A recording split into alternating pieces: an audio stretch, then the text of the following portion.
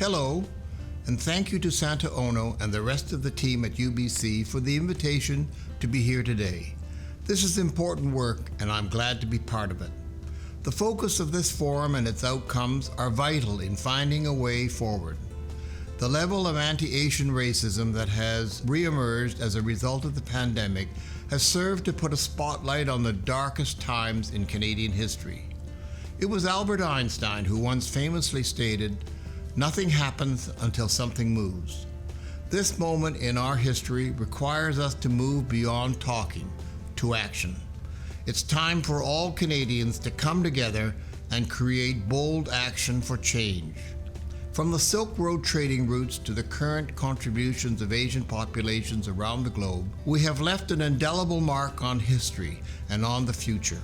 In every field of endeavor, whether science, technology, sports, the arts, and industry, we have been a major force in shaping the world.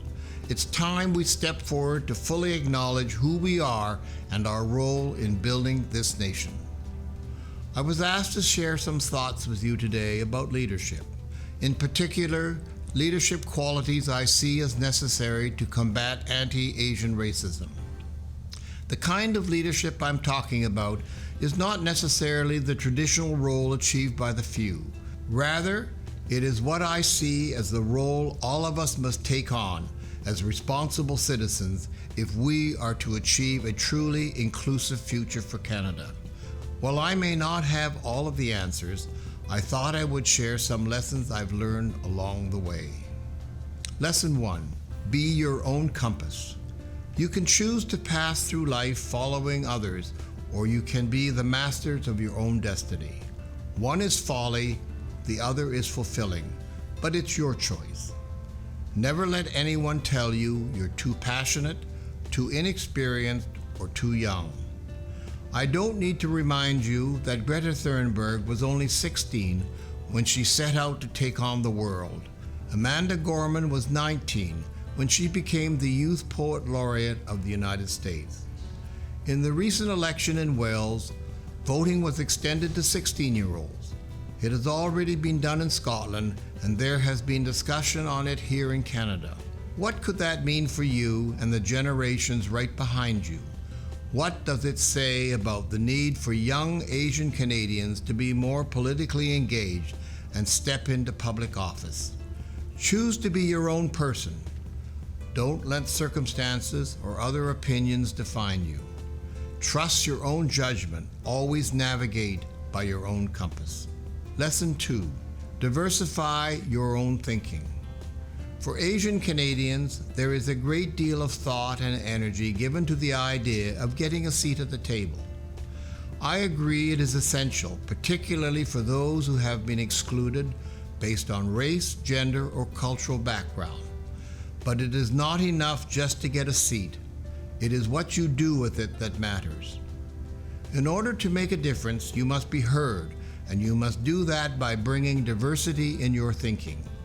In my experience, the people who are taken seriously and have impact are those willing to challenge the way they think. They are the ones who learn outside their own area of expertise and who are willing to risk failing to succeed long term. Progress isn't made by doing the same thing the same way and staying safe. It's achieved by testing the edges and pushing boundaries. I encourage you to be the person at the table who is heard and leads the conversation. Take your place confidently and make room for others like you by how you use your voice. Lesson 3. Silence is not action. Just ask any leader who has replied no comment to a reporter's question. Silence may feel more comfortable, but it has consequences. It means you have surrendered your right to be included and to affect change. I know many of you are familiar with the term model minority. Remaining quiet and circumspect are some of its hallmarks. My generation and others were taught not to speak out. Don't draw attention, just succeed in spite of it all. Your generation and those to come have the ability to change that narrative. This moment in history is the perfect opening, and I urge you to take advantage of it. It was what propelled me in May of last year to initiate a national approach to the anti-Asian racism, which has reemerged with the onset of COVID. I could simply no longer be silent, nor can any of us. To eliminate racism in all its forms, we must speak out and take action now. Lesson 4. Make trust your only currency. I know that speaking of trust these days is a precarious conversation. According to the Edelman Trust Survey done annually, trust continues to decline in all sectors globally.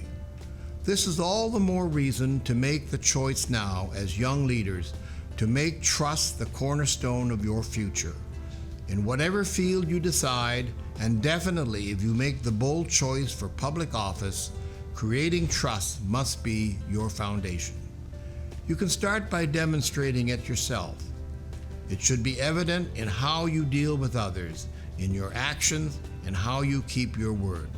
It should certainly be demonstrated in how you make a stand for the things that are important to you. If bringing an end to racism is important to you, then show yourself as a trusted leader by moving beyond the words to action. Remember, people may be impressed by what you say, but they will be inspired by what you do. Lesson 5. Be an informed optimist. Education is at the core of my values, something I inherited from my father, grandfather, and ancestors. Well beyond traditional and academic schooling, it is essential to be a lifelong learner. It will provide you with a competitive advantage and broaden your experience. Most importantly, it is a way to maintain your optimism in the future, in a way that is both bold and well informed.